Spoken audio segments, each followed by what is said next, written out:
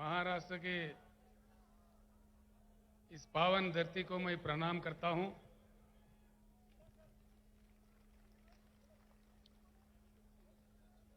महाराष्ट्र राज्य के भारत राष्ट्र किसान समिति के अध्यक्ष आदरणीय श्री मानिक कदम जी, सीनियर नेता लोहा के एक्स-एमएलए श्री शंकर अन्ना दोंगड़े जी, श्री अन्ना साहेब माने पाटिल जी, श्री अब्दुल कदीर मौलाना जी, श्री हर्षवर्धन जाधव जी, श्री अभय पाटिल चिटगांवकर जी, श्री संतोष माने जी, श्री अप्पा साहेब माने जी, हरिभाव राठौड़ जी, दिलीप अन्ना गोरे जी, श्री प्रवीण जेतवाड़ जी, शिवराज बंगर जी, श्री फिरोज पटेल जी, लगता है फिरोज पटेल का हवा ज्यादा है।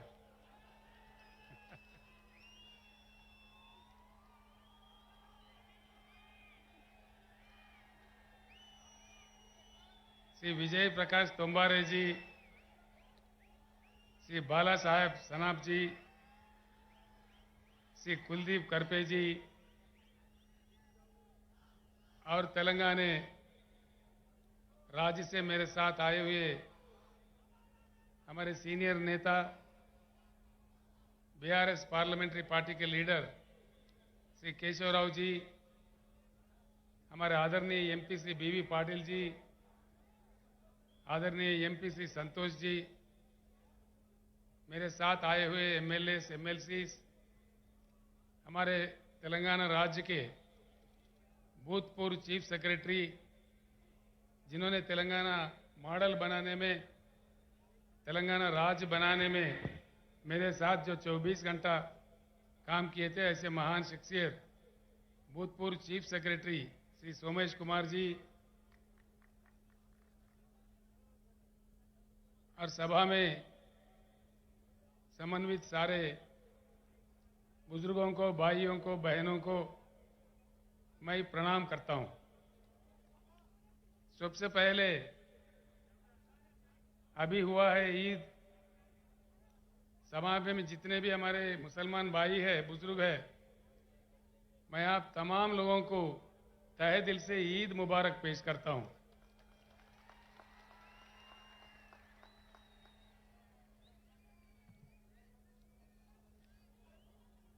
इन दिनों में एक प्रश्न बहुत बड़ा जो देश के दानिशमंद लोग हैं, जो बुद्धिजीवी है, उनके भीतर में और मेरे मन में भी एक बहुत बड़ा प्रश्न उठ रहा है। आज हमारा देश इतना महान ऐतिहासिक परंपरा रखने वाला एक महान देश जो हमारा भारत है, एक प्रश्न, मौलाना जरा गड़बड़ कम करना था, तो ठीक है, थोड़ा गड़बड़ बंद करो जीवन। इतने महान देश का आज का हमारा देश का लक्ष्य क्या है? भारत का कोई गोल, कोई लक्ष्य है या भारत अपना लक्ष्य खो बैठा है? ये प्रश्न मुझे खाए जा रहा है कई दिन से। ये कौन है भाई?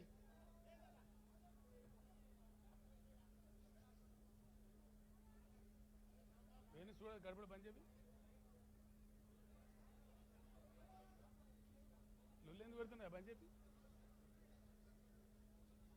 तो एक बात को हमें समझना जरूरी है। सबसे पहले मैं आपसे एक प्रार्थना करूंगा,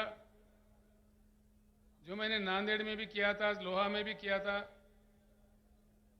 आज फिर एक बार अपनी बात को दोहराता हूं।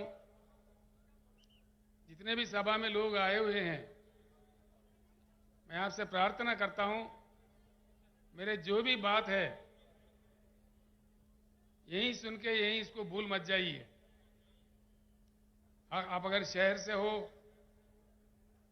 आपके बस्ती में जाने के बाद, आप अगर देहात से हो, अपने गांव जाने के बाद अपने लोगों के भीतर इसका चर्चा जरूर कीजिए और सच जानने का कोशिश कीजिए।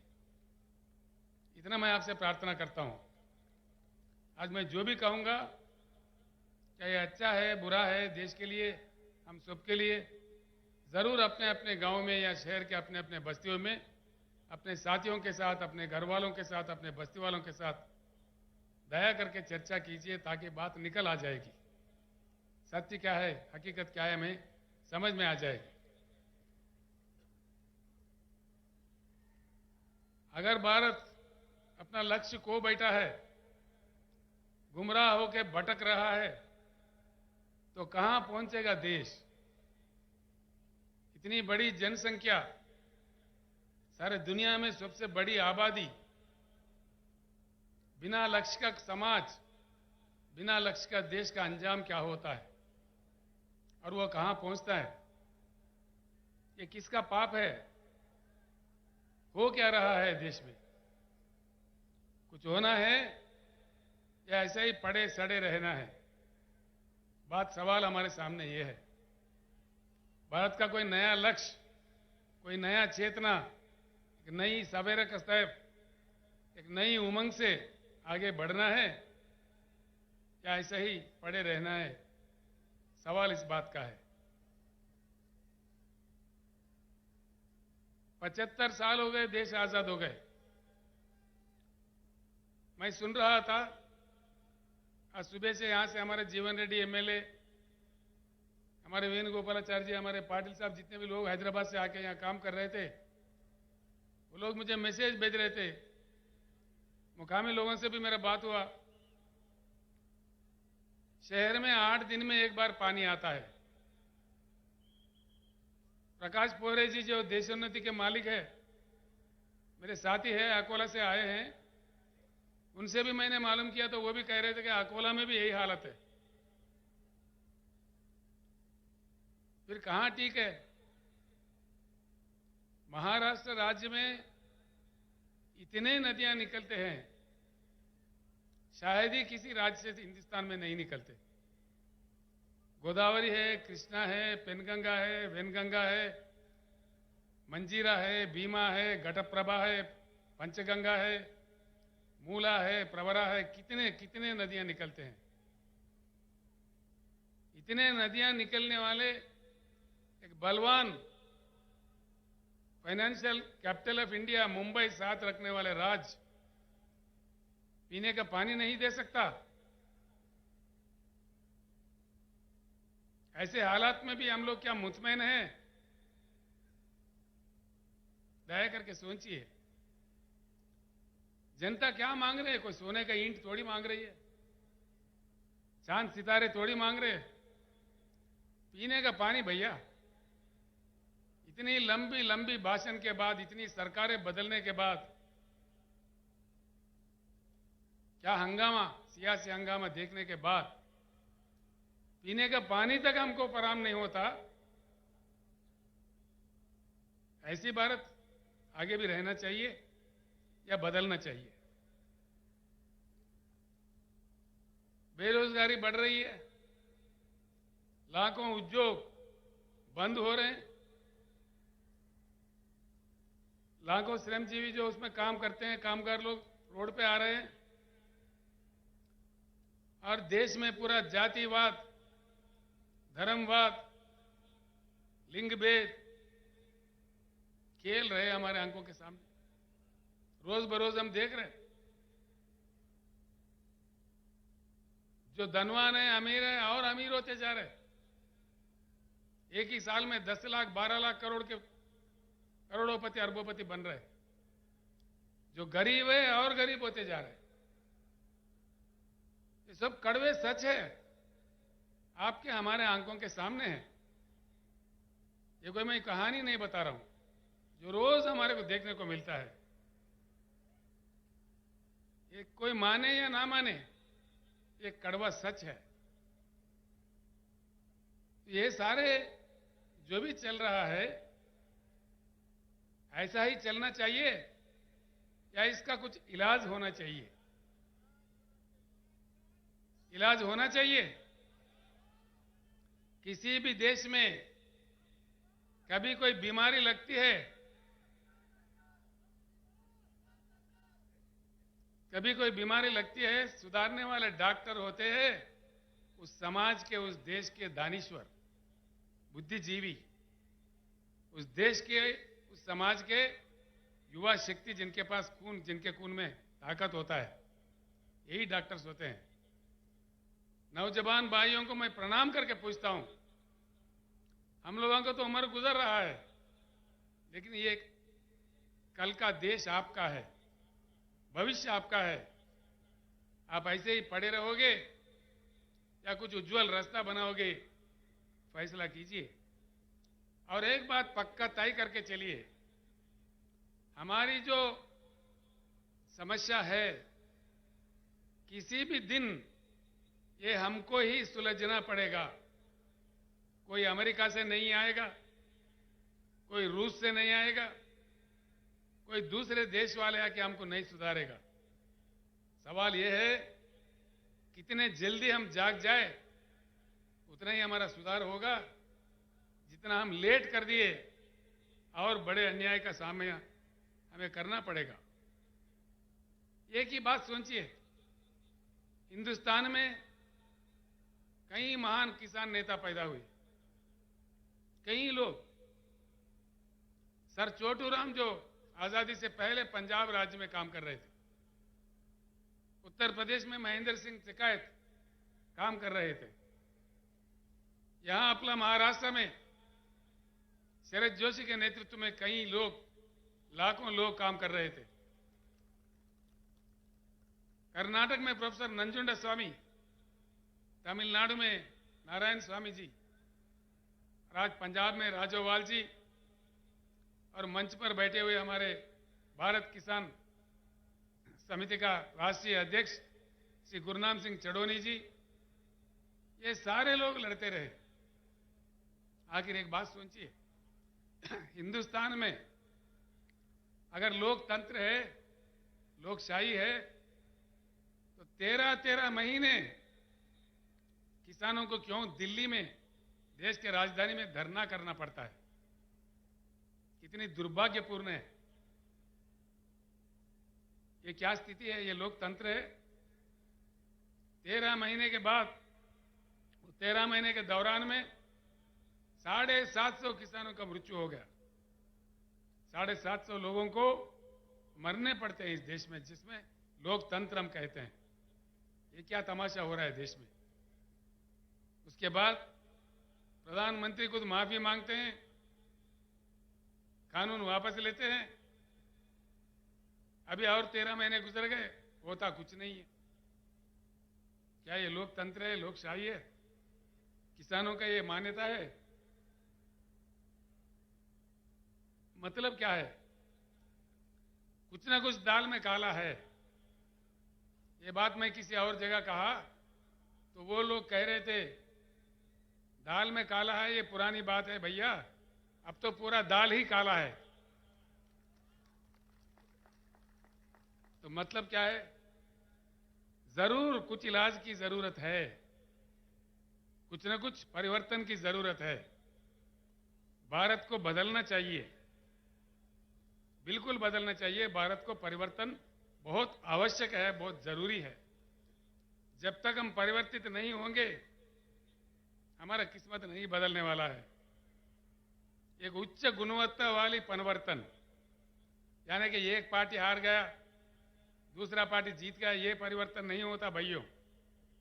उच्च गुणवत्ता वाली, जिस चुनाव के दरमियान, जिस चुनाव के जरिए जनता जीतती है, जनता मांगे सफलता मिलती है, वो सही जीत होता है। पार्टियों का जीत नहीं होगा। पार्टियां तो कहीं जीता है हमने, कहीं जीते, एक गया, दूसरा है, तीसरा है, चौथा है, कितनों को जीता है अब तक हम लोगों ने? कितने पुड़ारी आए इस देश में, कितने नेता आए, कितने पार्टी आए, लेकिन समस्या जस के तस, समस्या का कोई समाधान नहीं। जिस देश में हर दिन सौों की संख्या में किसान आत्महत्या कर रहे हो, जिस राज्य में, जिस पावन धरती पे मैं खड़ा हुआ हूं, इतने नदियां निकालने वाले इस महाराष्ट्र राज्य में अभी हमारे शंकर अन्ना बता रहे थे, रोज 6-7 किसान आत्महत्या कर रहे हैं। या प्रधानमंत्री को या राज्य के नेताओं को क्या पड़ी है? वो लोग तो अफ्रीका से शेर ला के दिखा रहे हैं हमारे को। अरे भाई, ये हमारे किसान शेर मर रहे बोले तो देखो देखो, ये अफ्रीका का चीता है, ये नमीबिया का शेर है, इसको देख के खुश हो जाओ। क्या समझ में आता है? समस्या का वो समाधान नहीं है। इसीलिए मैं हमारे शेतकरी भाइयों से और बहनों से हाथ जोड़ के विनम्र पूर्वक प्रार्थना करता हूं, जब तक हम खुद शेर नहीं बने हमारा समस्या का समाधान नहीं मिलेगा। तैयार होना चाहिए।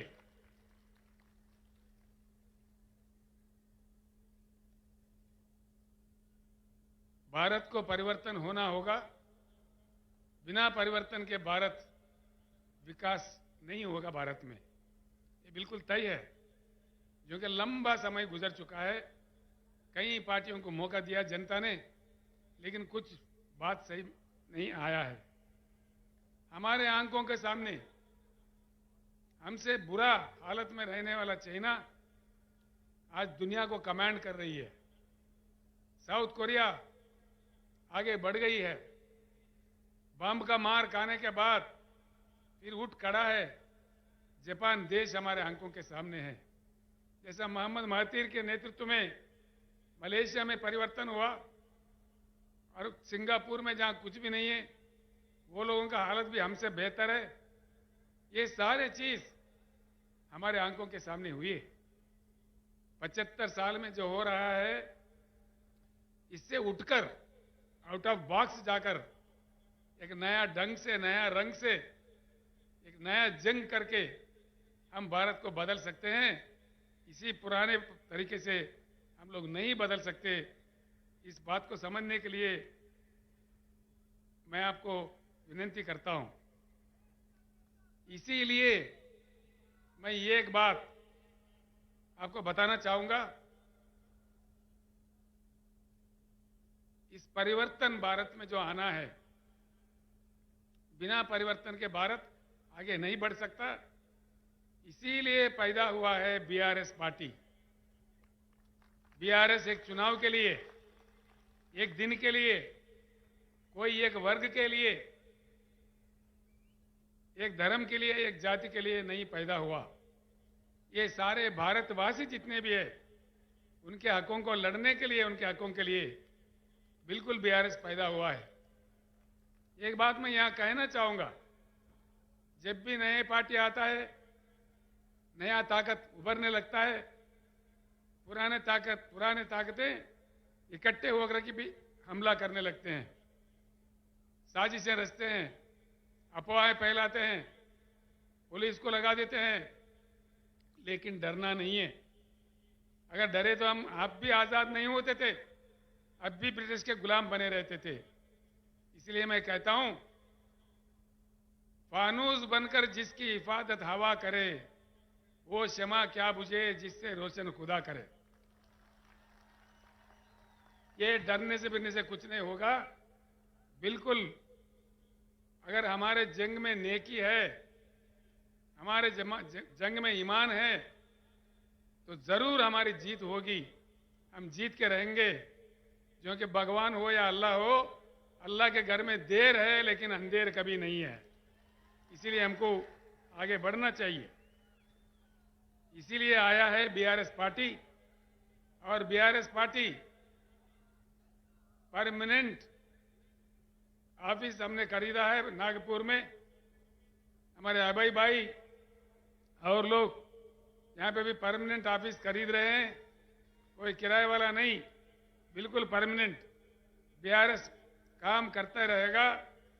जब तक भारत पूर्ण परिवर्तन नहीं होगा, तब तक ये लड़ाई जारी रहेगा। भाइयों, मैं आपका ज़्यादा टाइम मतलब नहीं लूँगा। 2 बातें मैं समझा दूंगा आपको, सिर्फ 2-3 बातें। ये समझने की बात है। एक अजीब बात है,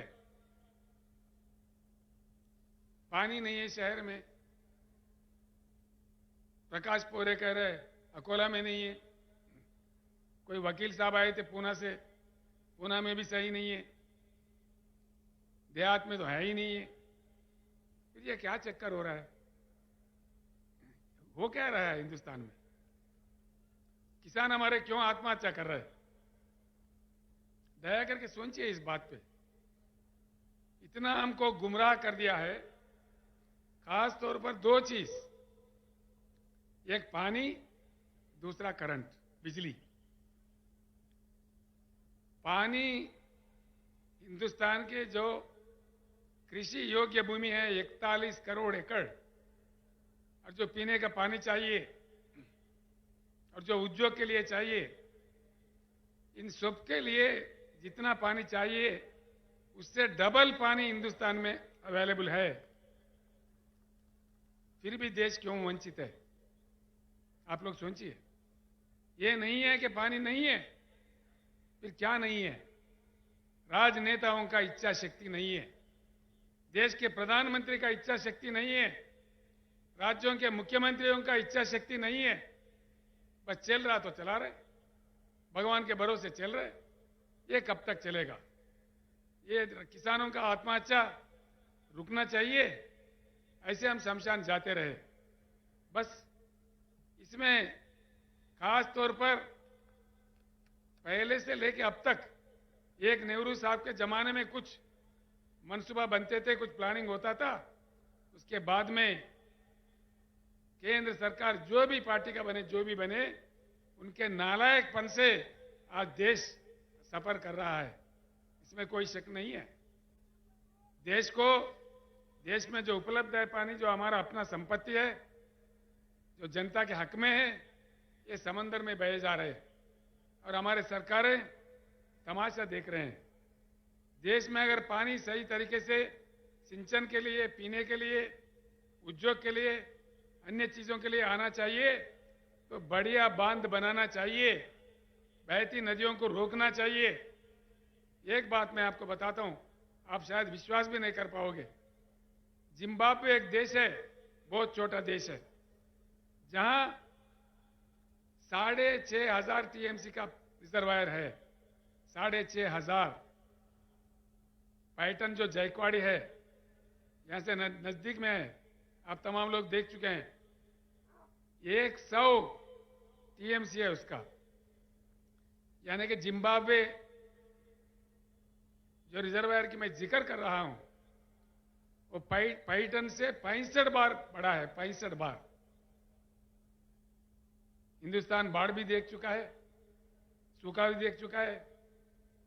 तो जिम्बाब्वे जैसा हमारे पास कम से कम 3-4 रिजर्वायर तो होना चाहिए, देश को बाढ़ से बचाने के लिए, सूखा से बचाने के लिए।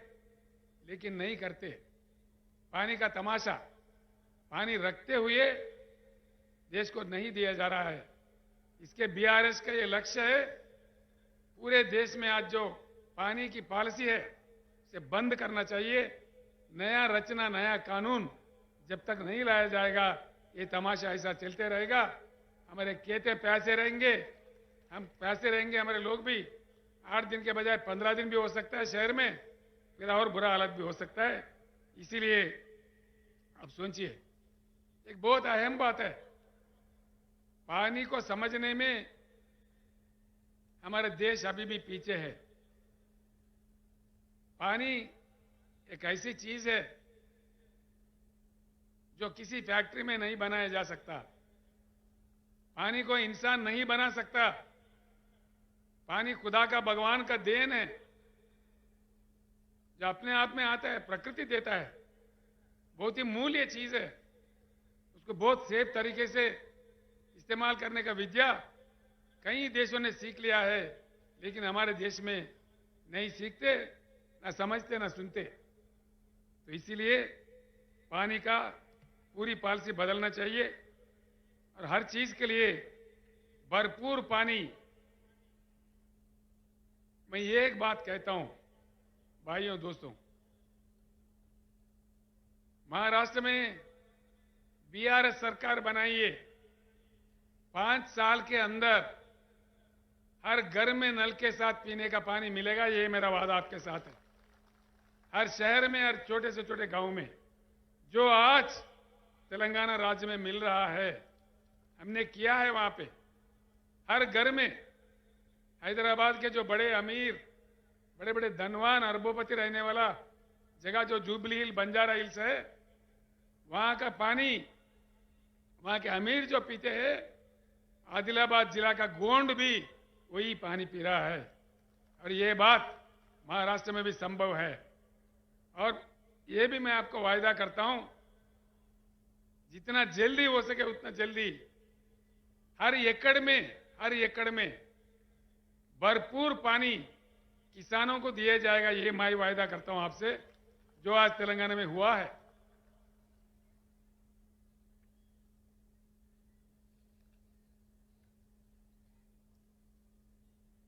मैं इसीलिए कहता हूं, हमारे पानी समंदर में ना बहते हुए हमारे खेतों पे आ जाए, हमारे खेतों का प्यास बुझाए और हमारे पीने के लिए भरपूर पानी हमें मिले, हमारे अन्य चीजों के लिए मिले, ये करना बहुत जरूरी है।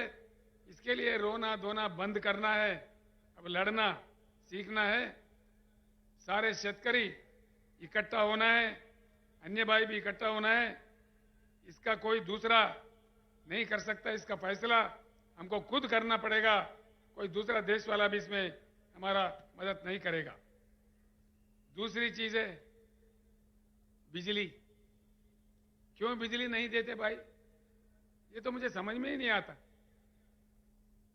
8 साल पहले तेलंगाना बनने से पहले वहां का हालत भी महाराष्ट्र से भी बहुत बुरा था, बहुत ही बुरा था। दिन में 3 घंटा आता था करंट, किसी दिन तो आता ही नहीं था। आज तेलंगाना में हर किसी को, किसान समेत हर किसी को 24 घंटा उच्च गुणवत्ता वाला पावर मिलता है। किसान को तो फ्री मिलता है, 24 घंटा मिलता है। फिर क्या तमाशा हुआ? जब तेलंगाना 24 घंटा दे सकता है तो महाराष्ट्र में क्यों नहीं? तेलंगाना बहुत छोटा राज्य है, महाराष्ट्र से कमजोर राज्य है। फिर क्या हो रहा है? ये क्या तमाशा है?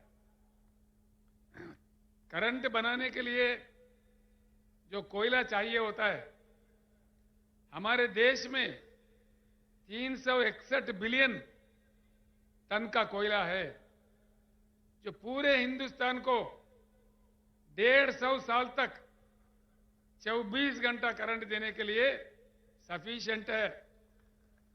150 साल तक। ये आंकड़े मेरे नहीं है, ये कहानी मेरा नहीं है। इसको कोई गलत साबित करा, मैं 1 ही मिनट में मेरे चीफ मिनिस्टर पोस्ट को इस्तीफा भी दे दूंगा। ये मेरा सवाल है। यह है, इसका उपलब्धि है। भाई पानी है भरपूर, नहीं देते। कोयला है, उससे 24 घंटा करंट दे सकते, क्यों नहीं देते भाई? क्या मजाक बना दिया? बिजली के बिल बढ़ाओ, प्राइवेट दे दो, किसका बाप का जागीर है, प्राइवेट दे दो, जो मर्जी दे दो। कैसे दे रहे? अनेक दशकों से हमारे करंट के कर्मचारी, जनता, हमारे लोग अपनी जमीन देके, पैसे देके, खून पसीना बहा के जो करंट घर बनाए, जो पावर जनरेटिंग हाउसेस बनाए, उसको मुफ्त में अपने दोस्तों में बांटना चाह रहे। Power privatisation.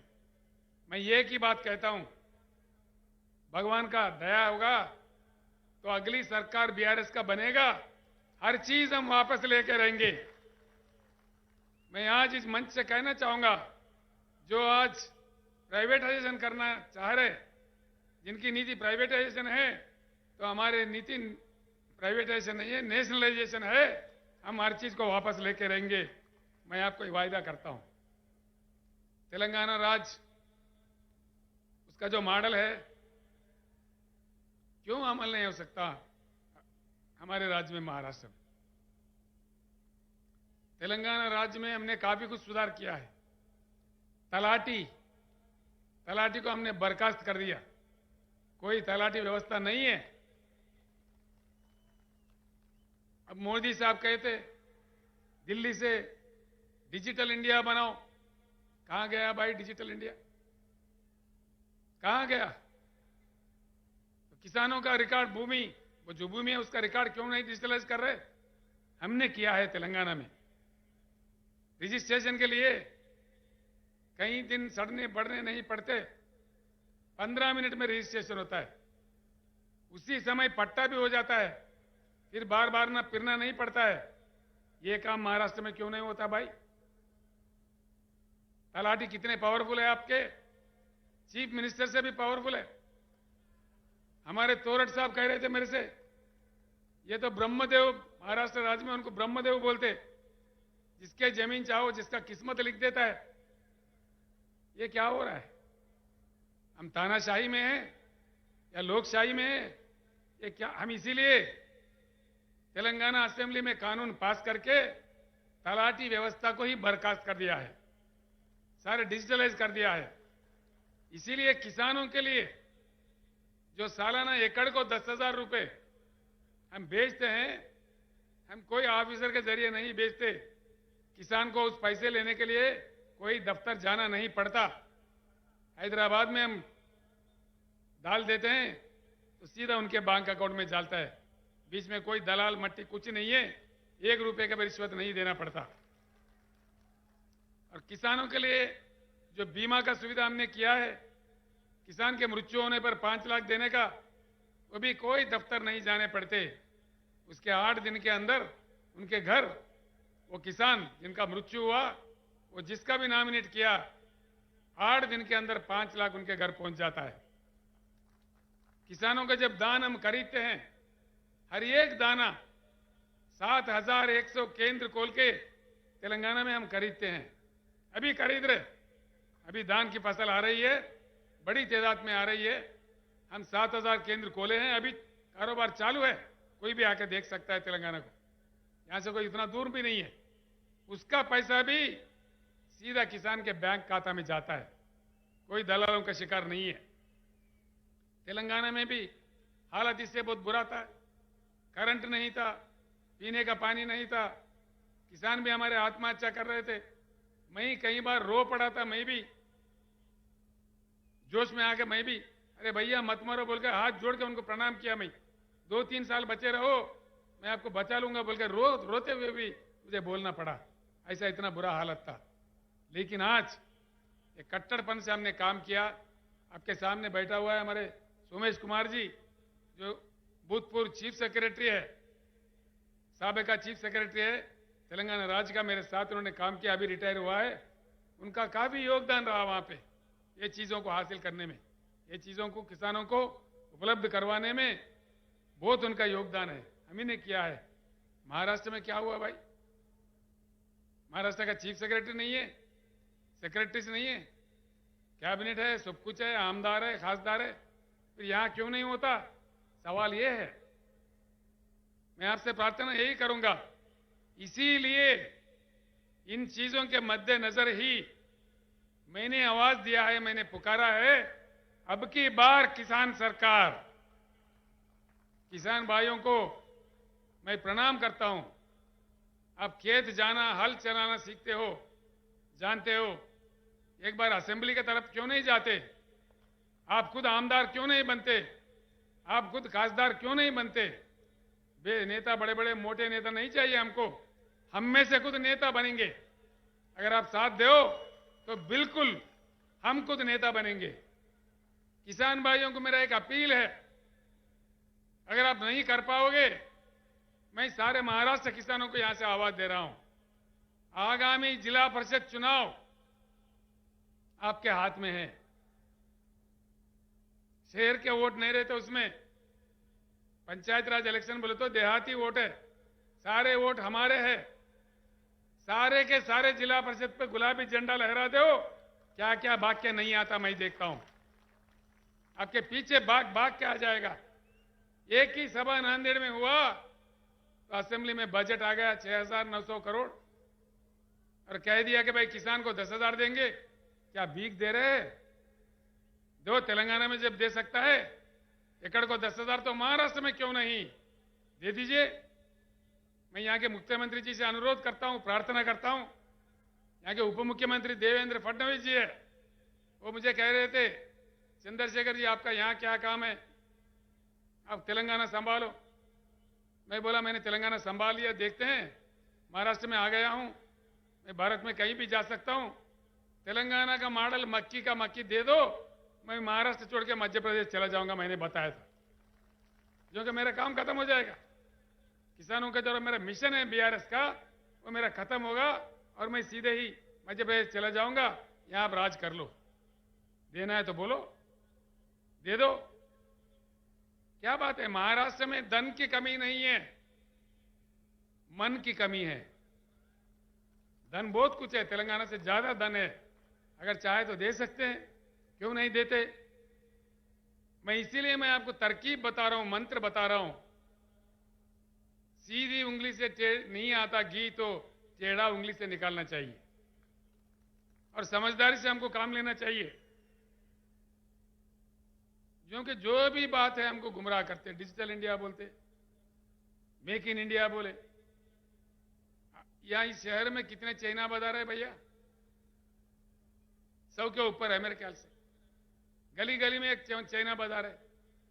Make in India में सच्चाई है तो भारत बाजार रहने चाहिए ना, चाइना बाजार क्यों आ रहा है? किधर गया मेरा भारत बाजार? सब जोक करते हैं लोगों से, मजाक करते हैं, अपने मजाक उड़ाते हैं। Make in India joking India हो गया, डिजिटल इंडिया का एक मजाक हो गया। तो देख लीजिए, सोचिए मैं जो कह रहा हूं। पूरा तेलंगाना मॉडल यहां हासिल करना है। जिला परिषद चुनाव में आप एकदम गुलाबी झंडा लहरा दीजिए, सारे भाग भाग के आ जाएंगे, दिल्ली से मुंबई से सब भागने लगेंगे गांव में। ये आप कीजिए। दूसरा भी एक बात है जो मैं आपके सामने रखता हूं। दलित भाई है हमारे, आदिवासी भाई है, किसान भाइयों की समस्या है। दलित भाई कब तक रहे ऐसे गरीब बने रहे? क्या उनकी किस्मत में यही है? हजारों साल से उनको हम सताए। आज देश का फर्ज बनता है उनके पीछे खड़े रह के उनके भी विकास के लिए काम करना। हर व्यक्ति का, हर भारतीय का फर्ज बनता है। इसको हमें गर्व से स्वीकारना चाहिए। दलित भाई हमारे भाई है, इसीलिए हमने दलित बंधु काम भी शुरू किया है। फडणवीस साहब, आप भी दलित बंधु शुरू करो। महाराष्ट्र में मैं महाराष्ट्र छोड़ दूंगा, किसी अन्य जगह जाऊंगा। दीजिए दलित बंधु, क्यों नहीं देते? जिस राज्य में अंबेडकर साहब का जन्म हुआ, पूरे देश के लिए, दुनिया के लिए उन्होंने काम किया। इसीलिए हमने अंबेडकर जी के यादगार में उनके पूरे भारत में प्रतिष्ठावान 125 फुट वाला उनका मूर्ति वहां खड़ा किया हैदराबाद में। और अब हैदराबाद, तेलंगाना का जो मंत्रालय है उसका नाम भी डॉक्टर BR अंबेडकर मंत्रालय रख दिया हमने। ये काम हमने किया है, ये काम होना चाहिए। मैंने प्रधानमंत्री जी से अनुरोध किया, प्रधानमंत्री जी आपने जो नया पार्लियामेंट बिल्डिंग बनाया दिल्ली में, अगर आपको प्यार है, मोहब्बत है तो उस बिल्डिंग को भी अंबेडकर जी का नाम दीजिए, पूरे देश खुश हो जाएगा। ये मैं अनुरोध करता हूं। दूसरा एक बात मैं बताना चाहूंगा,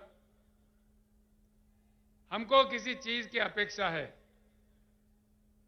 तो उसी चीज का हमको काम करना चाहिए।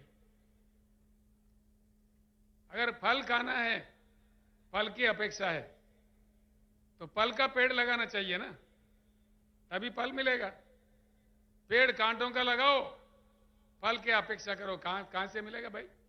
मिलेगा? नहीं मिलेगा। दूध का अपेक्षा है, गधों को घास डालो और गाय से दूध मांगो, मिलेगा? घास गाय को डालो तभी दूध मिलेगा। गधों को डाल के गाय के पास से दूध कहां से मांगोगे? तो जब हम काम कर रहे हैं, जब अपने वोट का इस्तेमाल कर रहे हैं, सही वोट देना चाहिए। किसको देना चाहिए? हमारे भलाई के लिए कौन काम कर रहा है, कौन तड़पता है, उनको देख के हमको काम करना चाहिए। तभी जाके हमारा एकता ही हमारा समस्याओं का समाधान है। खास तौर पर किसान भाइयों से, दलित भाइयों से मैं हाथ जोड़ के कहता हूं, आत्महत्या करना हमारा समस्या का समाधान नहीं है। हमारा समस्या का समाधान हमारे हाथ में है। हमारा वोट में इतना ताकत है, तो इसको एक बार के लिए अपना वोट अपने लिए इस्तेमाल करो। हम खुद सरकार बन जाओ। जो नीति हमें लिखना है लिखो, अपना किस्मत बदलने का पूरा प्रयास करो। आज के बाद मैं अपने भाषण खत्म करने से पहले मैं आपको बताना चाहूंगा, आज के बाद आप लोग सोचिए, अपनी जाति किसान जाति होना चाहिए, अपना धर्म शेतकारी धर्म होना चाहिए, अपना अस्त्र शस्त्र अपना वोट होना चाहिए, अपना लक्ष्य किसान सरकार लक्ष्य होना चाहिए, शेतकारी सरकार शेतकारी राज लक्ष्य होना चाहिए। ऐसा करके हम लोग किसान राज का स्थापित करते हैं, फिर आगे बढ़ते हैं। कैसा नहीं आएगा जैसा तेलंगाना में आया, नदी बाग के आया, वहां कोई पानी का पट्टी भी नहीं है। किसानों के लिए पानी पट्टी नहीं है, करंट के लिए कोई बिल नहीं है, फ्री में देते हैं, पूरे दान खरीदते हैं। ये सारी चीज यहां बहुत आसानी से किया जा सकता है। तेलंगाना का मक्की कॉपी करो ना भाई, खत्म हो गई बात, हो गई बात। और उसमें क्या है, कौन से ब्रह्म बोझ है उसमें? तो इसीलिए सब मिलके एक बार कहते हैं, अब की बार। आवाज सुनने में नहीं आ रहा, इतना ठंडा है महाराष्ट्र के भाई, शेर है महाराष्ट्र के। अब की बार, अब की बार, अब की बार। धर्मस्य विजयोस्तु अधर्मस्य विनाशोस्तु, प्राणिषु सद्भावनास्तु, विश्वस्त कल्याणमस्तु। जय महाराष्ट्र, जय भारत। मैं आपसे विदा होता हूं।